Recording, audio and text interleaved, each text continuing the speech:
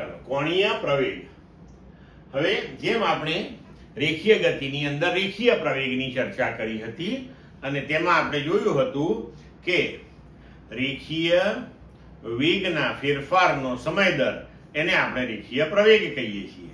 તો તેવી જ રીતે અહીંયા પણ ચાક ગતિ કરતા દ્રઢ પદાર્થના કોણીય વેગમાનના ફેરફારના સમય દરને આપણે કોણીય પ્રવેગ કહીએ છીએ, જેને આપણે આલ્ફા વડે દર્શાવીએ છીએ.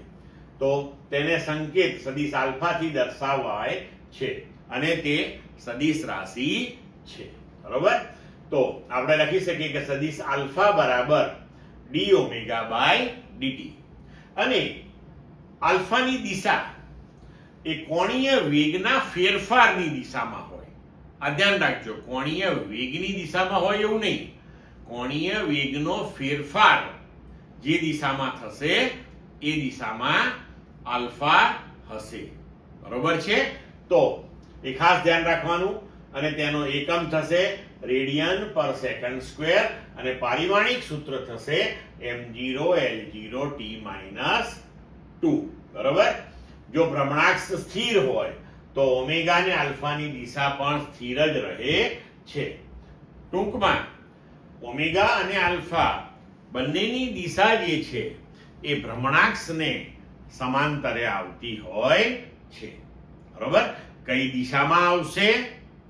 તો ઓમેગાની દિશા એ જમણા હાથના સ્ક્રૂના નિયમથી નક્કી થશે અને આલ્ફાની દિશા એ કોણીય વેગમાં થતા ફેરફારની દિશાને અનુરૂપ નક્કી થશે. બરોબર છે?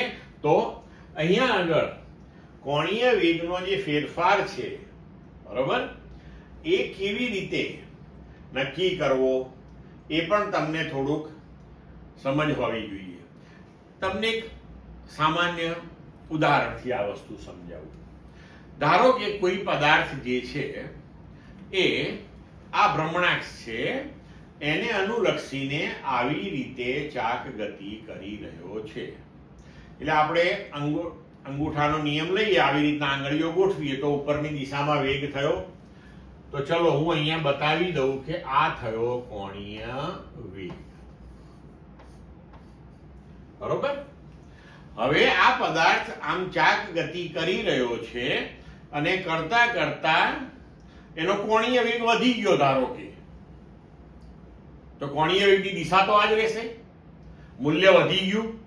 તો હવે નવા કોણીય વેગના સદિશને તમારે દર્શાવવો હોય તો મૂલ્ય વધારે છે, દિશા એની એ જ છે, તો તે સદિશની લંબાઈ તમારે મોટી લેવી પડશે. તો હવે દાખલા તરીકે આપણે આ સદિશ લીધો અને આપણે ઓમેગા ડેશ કહી દઈએ. હવે જો તમે ઓમેગા ડેશ માઇનસ ઓમેગા લો તો તમને જે સદિશ પ્રાપ્ત થશે એ આ થશે. આ થયો ઓમેગા ડેશ માઇનસ ઓમેગા, અથવા તો આને કહી શકીએ ડેલ્ટા ઓમેગા. તો આ પરિસ્થિતિમાં તમારો કોણીય પ્રવેગ જે છે એ કોણીય વેગના ફેરફારની દિશામાં, એટલે કે આ દિશામાં તમારો આલ્ફા આવશે. પણ હવે ધારો કે આપણે એક બીજું ઉદાહરણ એવું લઈએ કે ધારો કે આ અક્ષને અનુલક્ષીને ચાક ગતિ આ રીતે થઈ રહી છે. બરોબર છે? તો કોણીય વેગ આ દિશામાં આપણે દર્શાવ્યો ઓમેગા. હવે જે કોણીય વેગ આ રીતે હતો, હવે ગતિ ધીમી પડી. ધારો કે આમ થવા માંડી. દિશા એની જ છે વેગની, પણ ઝડપ ઓછી થઈ ગઈ. તો હવે તમારો જે નવો સદિશ છે એ આ થશે ઓમેગા ડેશ. હવે આ કિસ્સાની અંદર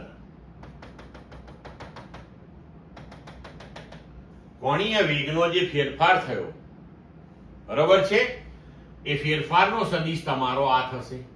બરોબર? આમાંથી આને બાદ કરો તમે, એટલે આને તમારે ઊંધો કરવો પડે. બરોબર? તો આ થઈ જશે તમારા માટે ઓમેગા ડેશ માઇનસ ઓમેગા બરાબર ડેલ્ટા ઓમેગા. તો આ કિસ્સાની અંદર તમારો આલ્ફા જે છે એ આ રીતે આવશે, બરોબર? એટલે ખાસ ધ્યાન રાખવાનું કે કોણીય પ્રવેગ એ કોણીય વેગની નહીં પણ કોણીય વેગના ફેરફારની દિશામાં હોય છે. ક્લિયર મિત્રો?